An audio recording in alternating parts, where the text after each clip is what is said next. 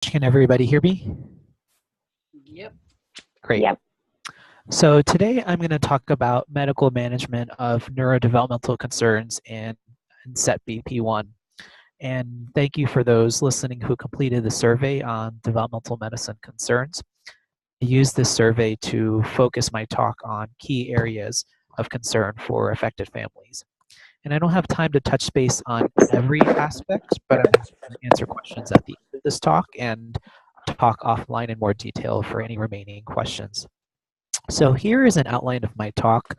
I'll present some background information, and next I'll talk about motor impairment, intellectual disability, language disorders, ADHD, anxiety and depression, aggression, self-injury, and restrictive repetitive behaviors in the context of SETBP1.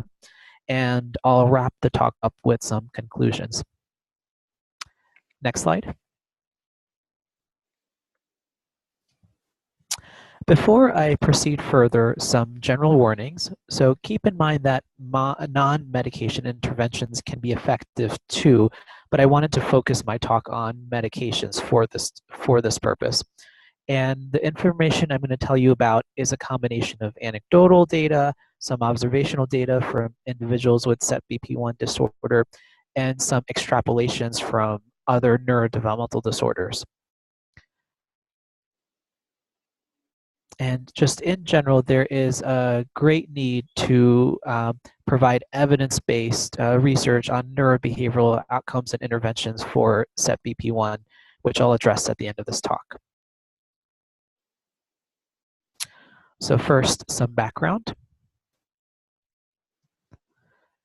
As all of you know, SETBP1 disorder is a genetic disorder associated with distinct facial features and a full variety of different neurodevelopmental presentations that include intellectual disability, attention deficit hyperactivity disorder, autism spectrum disorder, hypotonia, delayed motor development. So why is it important to address challenging behaviors and developmental concerns? Well, the answer is pretty easy, pretty simple.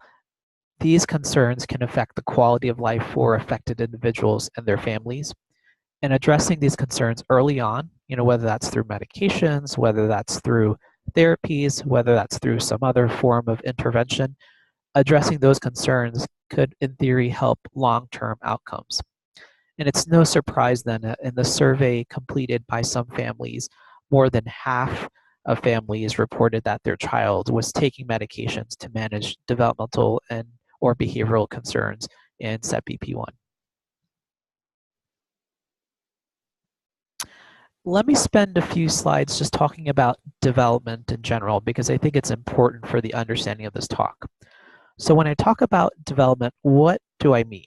So child development refers to a timed, ordered series of events or milestones that take place affecting domains such as motor skills, language skills, socialization, or cognition/problem solving.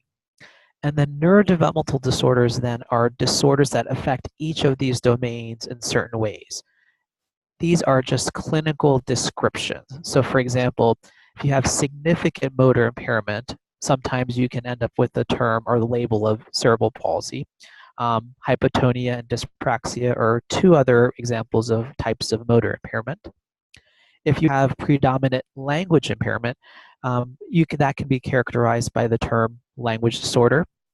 If you have predominant language and socialization impairment, that can be characterized by the term autism. If you have predominant cognitive and language impairment, that can be characterized by the term intellectual disability. And behavioral problems can result in symptoms of attention deficit hyperactivity disorder, anxiety or depression, aggression or self-injury, and repetitive behaviors. Now this is a vast oversimplification, but you get the idea. And in SETBP1 disorder, the full spectrum of developmental disabilities, it looks like, could occur. And the ones with the star or asterisk are the ones that I will focus on in my talk. So let's talk about motor issues in SETBP1. I wanted to mention two specific examples of motor impairment that you may come across. The first is hypotonia. So hypotonia refers to low muscle tone. And this is a non-specific finding that you can see in a number of different neurodevelopmental disorders, a number of different genetic disorders. So it's not specific to SETBP1. And then the second type of motor impairment I wanted to talk about is a description or label of developmental coordination disorder, also known as dyspraxia. And developmental coordination disorder, or dyspraxia, affects one's ability to learn and execute coordinated motor skill. And then these are impairments that affect a child's functioning, and they are not due to cognitive or visual impairment.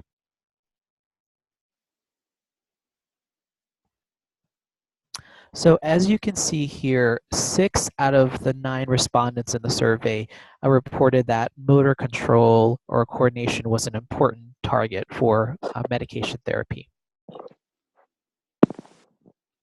And I just wanted to read a description from the survey that I thought was relevant pertaining to motor impairment. So, global motor planning difficulties. Every aspect of my son's life is impacted by his motor planning difficulties. It has impacted his ability to learn to sit up, crawl, walk, sign language, talk, run, play games, write, and learn any new skill. So in terms of treatment of different types of motor impairment, here's a slide talking about that aspect. So for developmental coordination disorder or dyspraxia, occupational therapy can break complex motor skills into smaller motor tasks that make it easier to practice those different movements.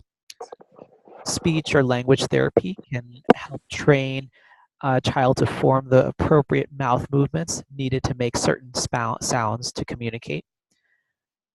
There's a form of physical therapy called hippotherapy that basically incorporates the movements of a horse to train motor balance and coordination, and it's also a fun kind of thing that children enjoy, working with horses.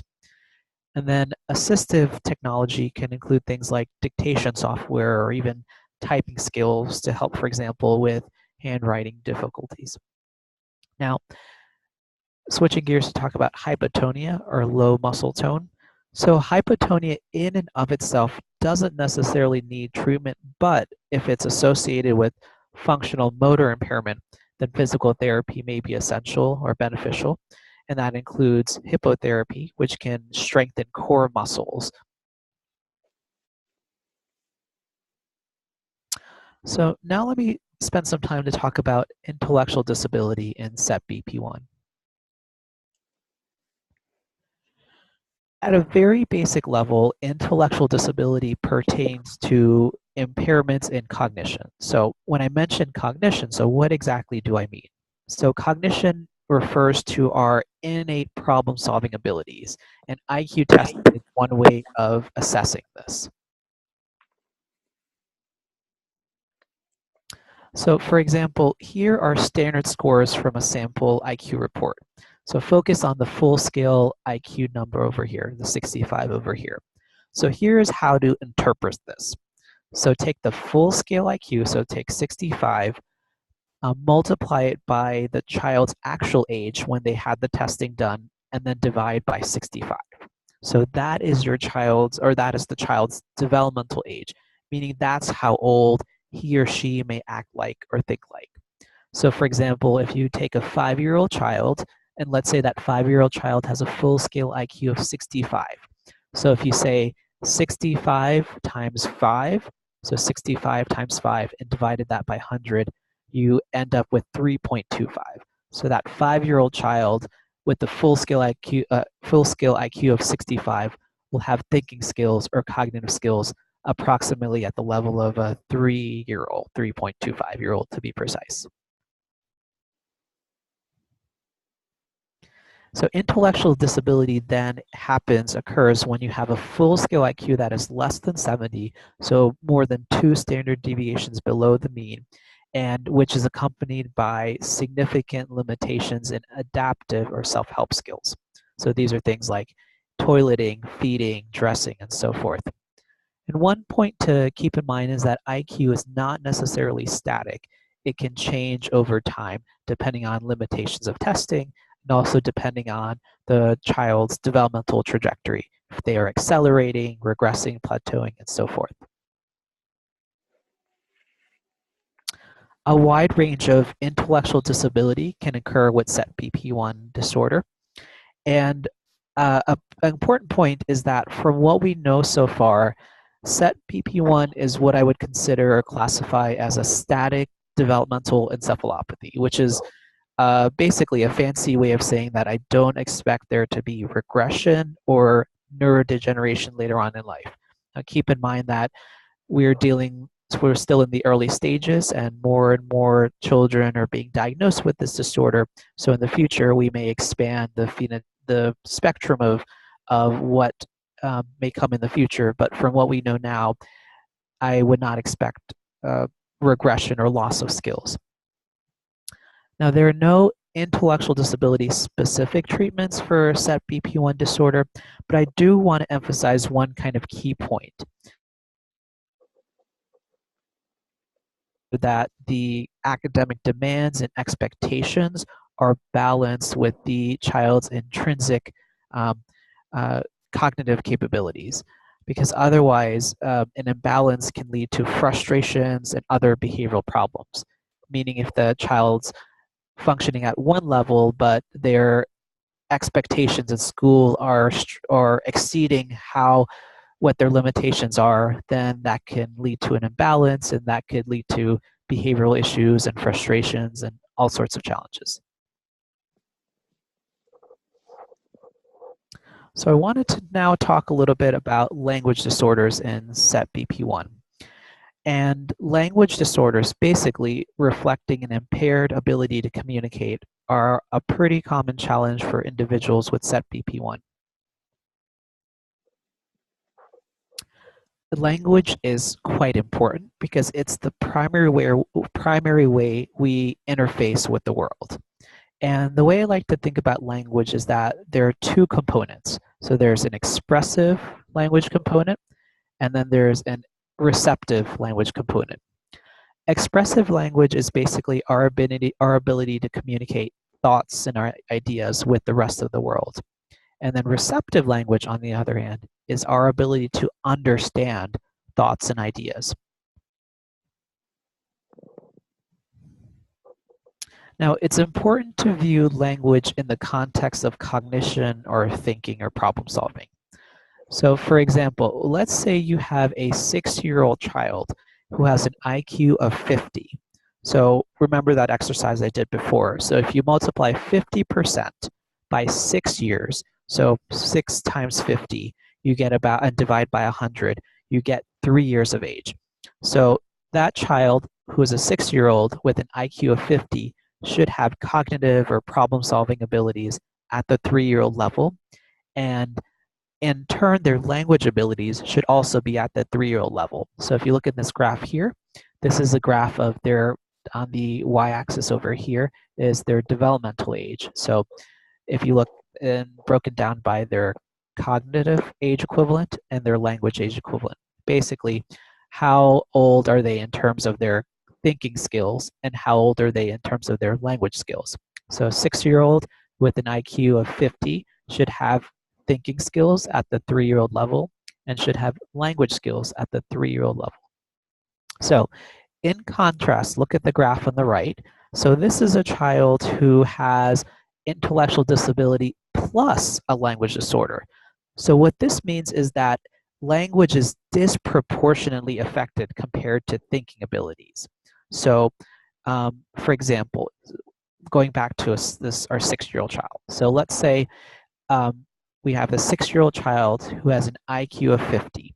So their thinking skills are at the 3-year-old level. So 6 years times 50% is 3. So their thinking skills are at the 3-year-old level. But if we were to say that this child has intellectual disability plus a superimposed language disorder, their language skills are actually lower than the 3-year-old level. So their language skills are, say, 1.5. So their language skills are disproportionately affected compared to their thinking skills. So this is an example of a child who has intellectual disability plus a superimposed language disorder. So language was definitely one of the areas of concern in the survey filled out. 5 out of the 9 respondents reported that lack of effective communication was an important target of therapy.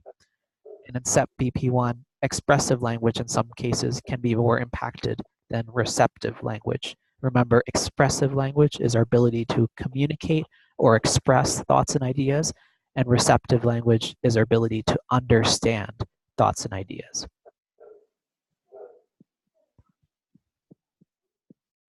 So in terms of treatment of language disorders, I like to think of 3 pillars for treatment of language disorders. So there's one-on-one speech and language therapy.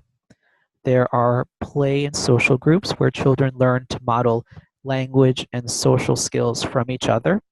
And there's something that I call, or something that's known as augmentative and alternative communication, or AAC.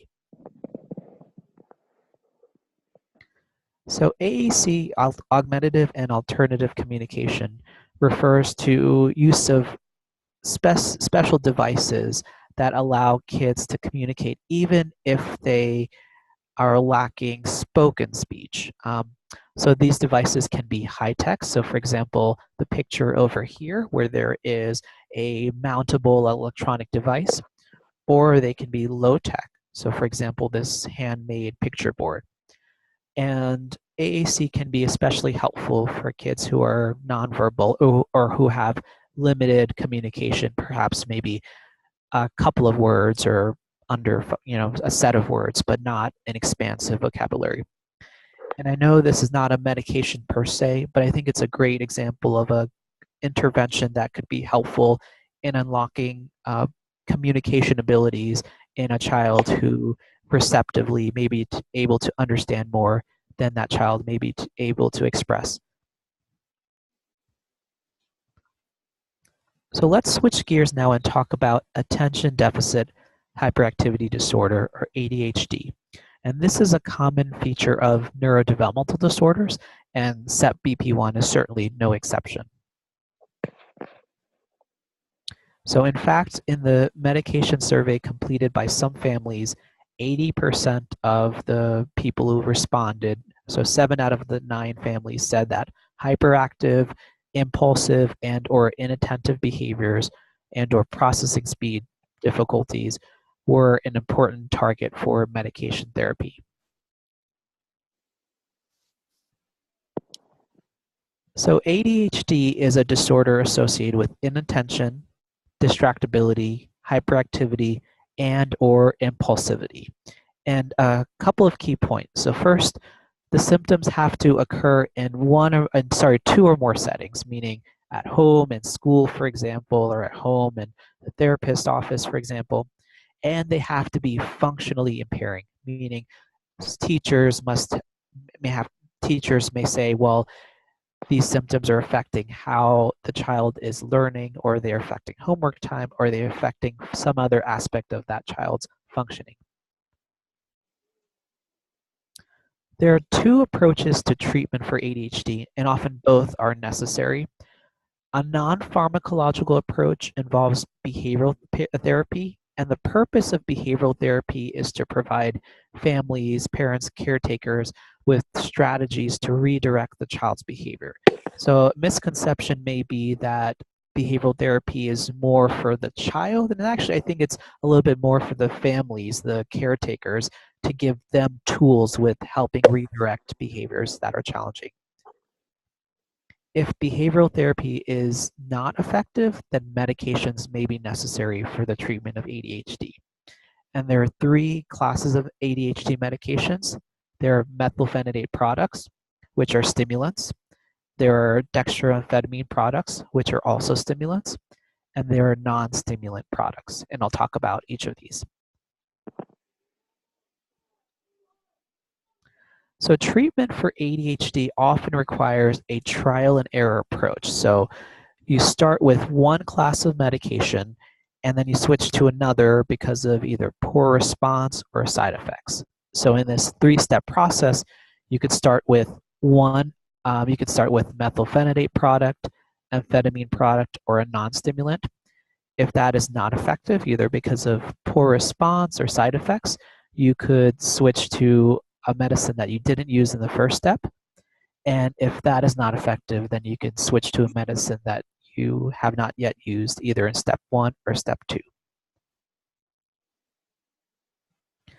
I recommend a start low and go slow approach to ADHD medication management, especially because the metabolism of kids with SETBP1 may be different, especially as we are starting to learn more and more about the disorder. The main side effects of ADHD medications are decreased appetite and disrupted sleep, but both of these have solutions and don't necessarily mean you have to give up on a medication. You can make adjustments towards the timing of the medication when you give it, for example, that could address each of these concerns, especially for sleep. And for appetite, there are caloric boosters and other things like that to get around that problem with appetite. And then I would also recommend that you wait at least 1 week on a medication or a dose change before deciding whether that new medication or that dose change is effective or not. And I would avoid the temptation to stop a medication trial early unless there are serious side effects. So give it really 7 days of a trial with a new medication or a dose change before declaring whether that dose or that new medication is working or not. So choosing which medication really depends on your preference for duration of the medication and how your child can take medications. So within each class of medications, so with the methylphenidate products, amphetamine products, non-stimulant products, there are short-acting forms, which last about maybe 3 to 6 hours. There are long-acting forms, which can last about 7 to 12 hours. And then there are pill options that you can't crush or chew. There are capsule options where you can open up the capsule and sprinkle them onto food. There are chewable pills where you are able to chew or crush the tablet or the pill. And there are some liquid solutions. And then there are even patches where you basically apply the patch onto a skin and it delivers medication slowly over time. So among the survey respondents, here are some examples of specific ADHD medications that may be effective for individuals with SETBP1. I'm just going to read some of the responses from the survey. So this was, I don't know what medication specifically, but stimulants. So these medications improve his hyperactive and impulsive behavior. Okay. Adderall, so one child was on this for several years, kept him calm and focused. Ritalin and Intuitive, better attention and focus at school. No real impact at home, which is interesting. And Intuitive, and the reason I say that is interesting is because with ADHD, you would expect symptoms to occur both at home and at school. So if there's a discrepancy in if symptoms are occurring predominantly in one setting and not the other, it could suggest that there may be an environmental or additional factor, behavioral factor, or something like that that's influencing the symptoms. Tuniv is very hard to swallow every morning. And then from 4 individuals in the Simons VIP registry, one individual, as Dr. Chung mentioned, indicated that Metadate was most effective, and another individual mentioned that Focalin was most effective in terms of treatment of ADHD symptoms. Now, in terms of some snippets of adverse effects or poor responses to specific ADHD medications, I've included some examples here. So one participant mentioned, once again, referring to stimulants generally, he metabolizes them too fast. The dosage doesn't last as long as it should. So I wasn't sure about whether the child was on short-acting or long-acting formulations, but one possibility is to make sure that you try a long-acting form of a stimulant. And I've also even had sometimes given long-acting medications, sometimes twice a day, because even though that is not typically what is done, some cases, some children can have different metabolisms, different ways that they basically process medications, and you may have to use a long-acting formulation even though it's meant to be given once a day, you may have to give it twice a day, for example. And then one individual mentioned what I believe sensitivity to Vyvanse and Adderall, although I'm not sure specifically about what hypersensitivities these were. So let me talk now about anxiety and depression, which could be another challenge that's faced by a child with SETBP1. In the survey that some families filled out, 3 out of 9 families, or about a third, suggested that anxiety and depression was a problem. And it's not really a surprise because mood issues are a common challenge among a variety of different neurodevelopmental disorders and neurogenetic disorders.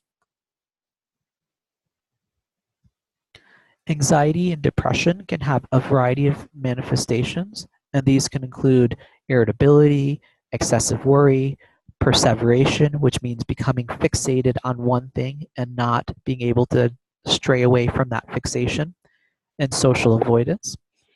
And sometimes it can be quite difficult to recognize anxiety and depression, especially if you're dealing with increasing levels of intellectual disability.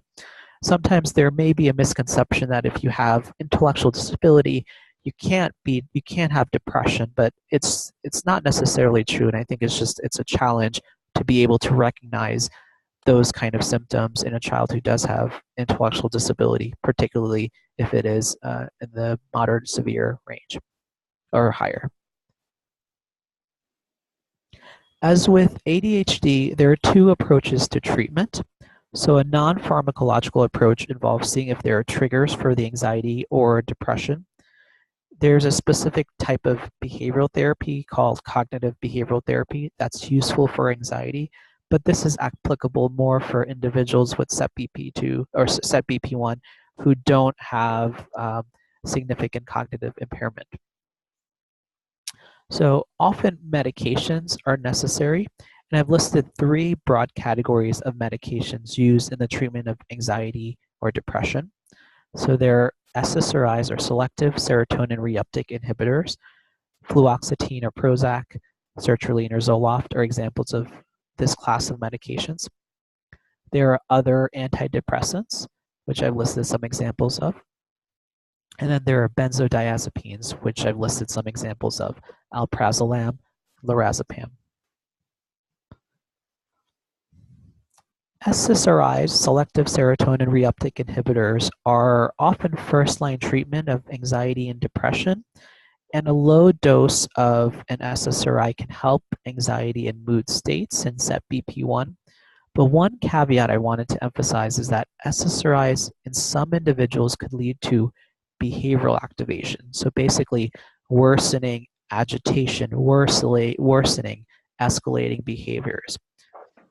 Another thing I wanted to mention is that it might be really good to try to avoid benzodiazepines. So these include things like lorazepam or Ativan for the management of anxiety, just because there's a risk of dependency, and in some individuals, giving that medication can actually lead to what I call paradoxical agitation, meaning you expect the medication to calm the child down, but it has the opposite reaction. So aggression and self-injury, so aggressive behaviors can be quite a challenge for some kids with SETBP1. In the medication survey, 2 out of the 9 respondents said that aggressive, self-injurious, and/or explosive behavior was an important target for medication therapy. Aggressive and self-injurious behaviors can include things like head banging, hand biting, excessive scratching, and so on. And it's certainly no surprise that these can be a significant source of distress for affected family members. Now, in terms of the treatment for aggression and self-injury, so the 2 things I wanted to say. The first is that these behaviors often require a very detailed behavioral assessment. And the idea is to try to identify any potential triggers from the environment that may be setting off these behaviors. Because if you can identify the trigger, then you can remove that trigger, and then without any medication whatsoever, you can help reduce the behavior. The second point I wanted to mention is that it's really important to make sure to rule out any medical causes of increased aggression, self-injurious behaviors. So sometimes GI problems like reflux, or dental problems like cavities, or skin problems like a skin ulcer. If these are not detected and treated, they can lead to worsening aggression or self-injury. Now, in terms of medications for aggression in SETBP1, so there's a class of medication called a second-generation neuroleptic that could be an option. And risperidol is one example. And then other types of second-generation neuroleptics to consider include things like aripiprazole, which is known as Abilify, also known as Abilify, quetiapine, and olanzapine.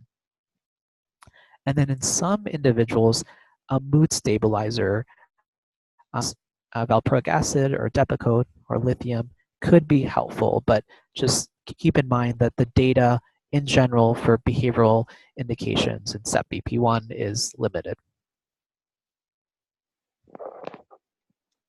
So one major caveat, so neuroleptics, so these second generation, these medications called neuroleptics that are used for aggression and self-injury, so there's a potential for some serious side effects. These serious side effects include metabolic syndrome and weight gain, so basically derangements and lipids or fats, blood sugars, and so forth, as well as gaining a lot of weight. I wanted to include some of the responses from the survey. So in terms of adverse effects associated with neuroleptics. So Abilify, aripiprazole, child became very, very violent. So in this individual, Abilify had the opposite reaction than what you would expect. It should help calm down the aggression, not make it worse. And then with another individual with too much risperidol, he became drowsy and absent. So this alludes to a point meaning that often you might have to try a dose that is lower than what you would normally try for a child with SETBP1. You just have to be careful in terms of dosing. And once again, the key point being go low and start low and go slow in terms of how quickly, how slowly rather, you go up on a medication. And then with another individual, risperidone, asked for food all day, so alluding to the weight gain that you can see with these class of medications.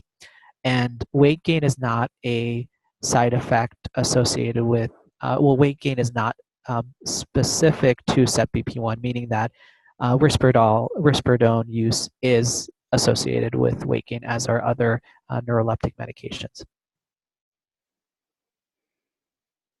Okay, so now let's talk about repetitive behaviors.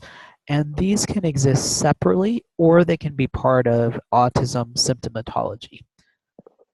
So once again, remember Dr. Chung mentioned the fact that sometimes a child may not have a full-fledged diagnosis of autism, but the child may have certain symptoms of autism or certain aspects of autism.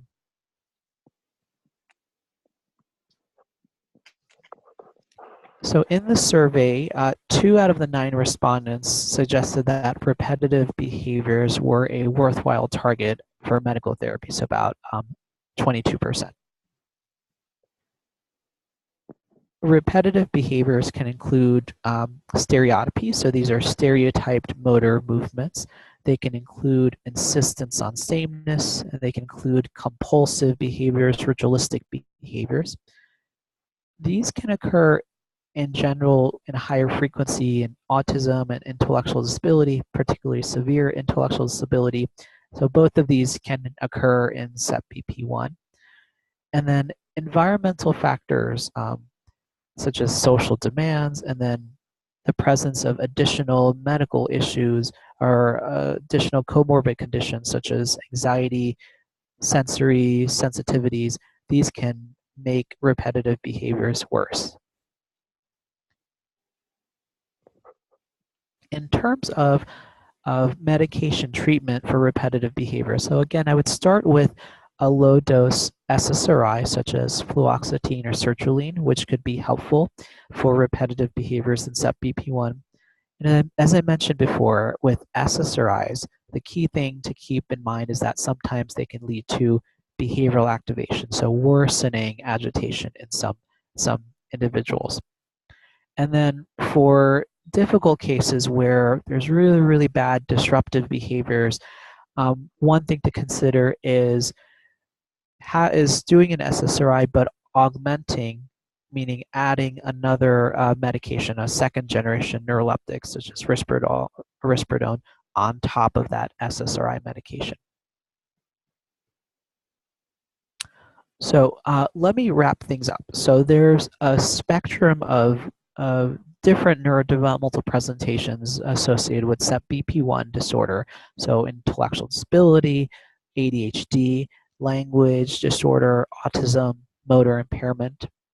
In terms of treatment, the kind of general approach is, well, identify the target behavioral symptom or symptoms, and then tailor your medications based on the appropriately identified target. So if your main symptom or symptom is hyperactivity, then trying medications that address symptoms of ADHD. Or if the main issue is anxiety or depressive mood type symptoms, then having a medication that targets those type of symptoms, and so forth. And in general, there is a huge need to study what medications work and what medications don't work for individuals with SETBP1. And I'm really glad and really thankful for participants who are enrolled in registry such as the Simons VAP registry, because we need more of that kind of data to help drive our patient care. So the last thing, I just wanted to kind of make a quick plug that I'm trying to get a collective group of patients with SETBP1, get basically a SETBP1 clinic off the ground at Boston Children's Hospital, with the goal being to optimize Please record your message. When you have finished recording, you may hang up or press 1 for more options. So the two goals being kind of one, optimizing long-term neurodevelopmental outcomes, and two being helping coordinate specialty care across multiple disciplines. And the clinic would help address neurological concerns like seizures, developmental behavioral concerns like autism or intellectual disability or behavioral challenges, educational concerns, questions about treatment, and we would partner with physicians in different departments for referrals and coordinations of care. And then there would be opportunities for research, including things like biobanking. So lastly, I just wanted to thank Haley Euler of the SETBP1 Society and all the SETBP1 families, and I'd like to thank Dr. Wendy Chung and the Simons VAP Project, and Dr. Mustafa Seen, who is my mentor at Boston Children's Hospital. Thank you, and any questions?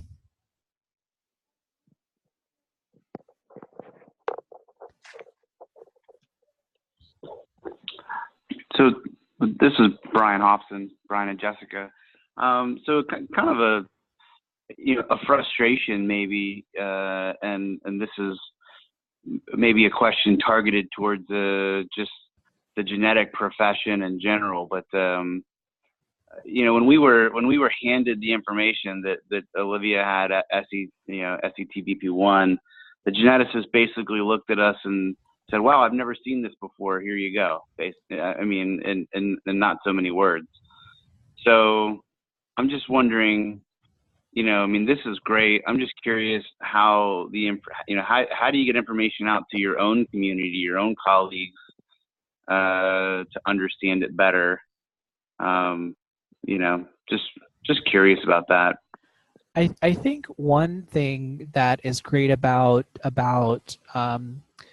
foundations such as the SETBP1 Society is that clinicians who may not have experience with a specific diagnosis such as SETBP1, at the very least they would have access to the SETBP1 Foundation, and because it has connected with experts and clinicians who are knowledgeable and who are willing to talk about it and educate more. I think as a whole, I think we as clinicians who are part of foundations like SETBP1 Society, like we want to teach and we want to reach out, and we are more than happy to educate and talk to any clinicians or doctors or whoever out there. So I think the short answer to your question is, I think you're right. It is a frustrating experience, but I think one of the purposes of the foundations like this is to educate, and I'm happy to for physicians out there in the community who have further questions, or I'm happy to kind of reach out and talk about any kind of specific neurological or neurodevelopmental concerns. And Dr. Chung, I'm sure, is also happy to reach out and talk and educate others. So does that answer your question? Yeah, and then it's partially a impossible question to answer to some degree, right. But just curious, I mean, I second to that. I would ask, how big do you think the pond is, right? With this thing. I mean, when you look at autism and these other things that are kind of, as big as the sun. I mean, are we in? How big do you think this community could be? Right. I'll weigh my thoughts, and I'll also let Dr. Chung answer as well. I think one of the things that is leading to increasing number of diagnoses is that we have more sophisticated genetic testing at our disposal. So whole exome sequencing is something that's now been around for a couple of years now and is available on a clinical basis, meaning insurance companies sometimes, in many cases, will authorize payment. And that is leading to an increasing number of diagnoses too. And if you look back maybe like 5-10 years, that kind of testing was not as readily available. And so I think as we become more sophisticated in the testing that we are able to have at our disposal, I think that leads to more people being diagnosed who may not have otherwise been diagnosed, say, like a decade ago. So I think that's one source of increasing numbers of people who may come up with a diagnosis. In terms of how big of a pond, it's hard to know. It's hard to come up with a prevalence estimate at this point because we're dealing with such small numbers. But I think over time, perhaps it'll take some time before we could be a little bit more accurate in terms of giving you that prevalence number. And this is Wendy Chung. I'm going to throw a number out there, and we'll see whether I'm right or not at the end of the day. My guess is the prevalence for the SETBP1 type of variant we're talking about for your families is something like 1 in 50,000 to 1 in 100,000 in the general population, if I had to pick a number. So it's not going to be very common. I agree with what Dr. Sid said completely, which is that more testing is becoming available. If there's one thing the families could help do through efforts like Global Genes and others is to make sure that everyone has access to this testing. I mean, right now insurance companies are not allowing for access to enough people to get the diagnosis, and that's certainly slowing things down. As I said, we're trying to do things in terms of making this more accessible, but that still is the rate limiting step. The thing that I don't know how to attack, and if any of you are in communities where you can think about this, is to me one of the things that's going to be most informative for the community here is being able to identify adults actually that have this condition. Because ultimately, to know long-term what the issues are going to be, I'd love to know now so we can get a sort of leg up on them. And that community, if the adult community, is really not accessing genetic testing in the way that Dr. Sid said. Sort of accessing them and getting them involved is major priority, but I don't know how to do it effectively. That's a really interesting data point. Thank you for throwing that out there. Very helpful. Great. And then I have two questions through the chat. The first is, are there any medications or non-medications that are effective for just attention and distractibility?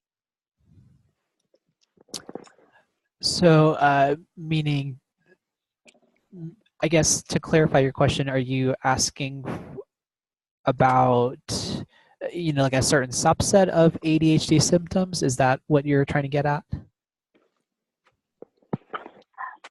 I'm not sure because it came through the chat. But okay. if I clarifying details, I will. Oh, yes, yeah. Yeah, so so just any medication just for attention versus and can you repeat the question again? Yeah, it was medications or non-medications effective for just attention and distractibility. I see, right. Okay. So in general, so we aren't sophisticated enough to say, so in general, what I would say is stimulants versus non-stimulants would be more effective for the inattentive type symptoms and the distractibility type symptoms versus so stimulants such as, the from the um, uh, methylphenidate product family or the amphetamine product family versus a non-stimulant medication such as clonidine or guanfacine or intunib. So I would recommend a stimulant versus a non-stimulant for the inattentive distractibility kind of symptoms. In terms of a specific type of stimulant that would be more helpful for that those types of symptoms, I don't think we have enough data to say at this point in terms of SETBP1. Okay. And then the second question is, has ID improved with the SETBP1 group over time? And I'm not sure if this question is best for Dr. Sid or Dr. Chung. And I'll make sure Dr. Chung can weigh in as well, since she might have access to some of this data. I don't know if we have the longitudinal trajectory yet. Meaning, so basically, if we assess adaptive skills or cognitive skills at one point, are they different over time, or what is that trajectory? I'm not entirely sure if we have that data yet. But Dr. Chung, what are your thoughts about that? Yeah, we definitely don't have that data. Just as a general rule, and Dr. Sid certainly weigh in, IQ in younger children is difficult to measure, and so I think it's very imprecise, and it can appear to change over time from a younger child to an older child, just because I don't think we did a good job of actually measuring it. So I think that's probably the reason for the greatest variability. Once we do get, for individuals, once we actually do measure it correctly, it tends to be stable over time. So in general, I'd say, it'll be stable in that way. I think the thing that, again, I had said before is I think what's changing is even if the IQ is stable, I think it's just technology that we're developing in society that in a good way we can use to support individuals even if they may not have normal IQs. And so that's actually, I think of it as augmenting or supporting, and that's where I actually look at tremendous opportunities in the future. I agree. I think it's absolutely correct. So the younger you are, the harder it is to capture a precise IQ measurement. So obtaining IQ testing before age 5 or 6 can be quite tricky. And in fact, one question that comes up is, what's the difference between global developmental delay and intellectual disability? And one of the simple answer is global developmental delay is often kind of the precursor diagnosis to intellectual disability.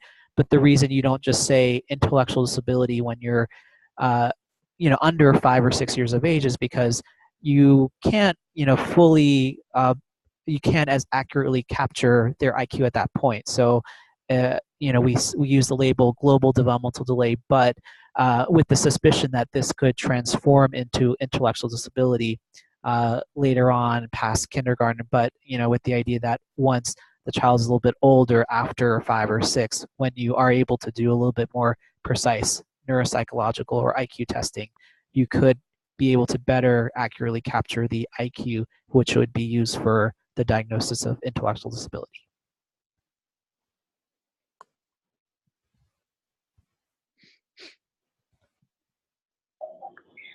And then if anybody doesn't have any additional questions, I did have one question that came up shortly after Dr. Chung's talk that we weren't able to get to, and I think this was just in the question and answer period. We were talking a little bit more about gene therapies, which is the question is, what about creating a synthetic protein that can be injected? So I apologize, it's a little bit out of context. Yeah, no. So, it's a great idea. That's obviously, at the end of the day, it's not just the gene, but the protein that's made from the gene. some of the trick in that is you actually have to be able to get it into the cell, and you have to get it into the right cells. And so there are some technical things that are more difficult in general with that strategy, just to say very briefly. And a lot of people have thought about just if you could put the gene into the cell, then it would make the protein directly into the cell. And as opposed to just, we can't really give proteins by mouth and get them into cells, and even doing infusions of the protein into the body doesn't necessarily get them localized to the right cells and into the cells.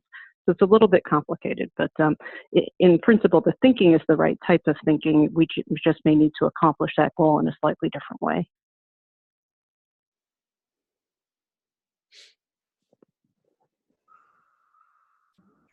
Are there other questions? Oh, go ahead. I have one. I'm Jean-François. I found Sure. that it was very instructive what Dr. Chung and Dr. Sid where on my list? Okay, Srivastava, sorry. It was very instructive, and I really appreciate what I learned about with what you said. And I'm just wondering, do you think it's possible to have a PDF of your book presentation you've done? Yes, certainly. It's fine with me, Dr. Sid. I think it's fine with you too. Is that correct? That's correct. Yes, it's fine with me. That's correct. Maybe you should just make sure that Ellie get the PDF, and then she could be able to send back the PDF to the other family. Is that okay with you, Ellie? Sure. Yeah, we'll be making all of these resources available. So it's a good question, Jean-François. And Simon's, particularly Lindsay, will work to capture each of the segments and get them, and I will make them available in as many places as I can. Yeah, and I find out that because when we speak with other specialists, for families, it's very hard to have a all picture of what we're living with our child and everything. And if we got the PDF of this, it's very easy for us to check and to show what our child have. And it's much easier, I think, if we got a paper of that. And this is Lindsay. And I just want to let everyone know that I will be following up with everyone that is on the call. Plus, there were a couple of folks that couldn't make it. And on Monday, sometime East Coast time midday, I'll send you all several links. So it'll be the full PDF of the presentation, just like you requested, Jean-François. And then I'll have the recording of the presentation as well.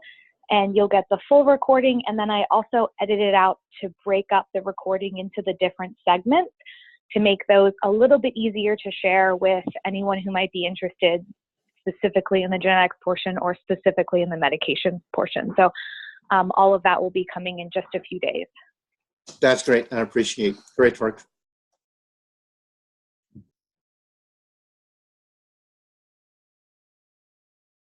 Okay, when there are no more questions, what we'll do is we as the medical doctors and the Simon's VIP team, we're going to get off of this call because, as I said, I wanted to allow the families to have some private time. If you want to compare notes or want to be able to say anything that you want to say privately, of course, you don't have to say anything if you don't feel comfortable as families. But we'll have one last chance for any questions, and then we'll drop off the line, but keep the line open. And this is Lindsay again. I had one more question via chat, was a follow-up asking, what about RNA medicine? And I don't want to mispronounce this, but I think it's just IONIS Pharma. So Ionis has come, this is Wendy Chung, Ionis has come up with some ways of being able to use oligonucleotides, either to be able to, in some cases, decrease the amount of protein or be able to supplement when something's missing. That strategy is probably not directly going to be the best one in this case. The reason I say that is because what Ionis has done is either works for, there's another condition called spinal muscular atrophy where it's worked to correct some splicing problems. For the types of mutations that your children have, we don't really need to correct splicing. We mostly need to be able to get more of the protein product again into the cells. And so in a complicated way. And again, I don't want to disregard the question, but it's a complicated answer. The bottom line is there are probably going to be some other strategies. Just the protein, probably rather the messenger RNA or the oligonucleotides may not get into the cells where we need them to, and we may not be able to get enough in that way. So anyway, keep thinking though, because we don't know where the right answers are going to come from. So I love the fact that you're thinking and being creative about all these possibilities.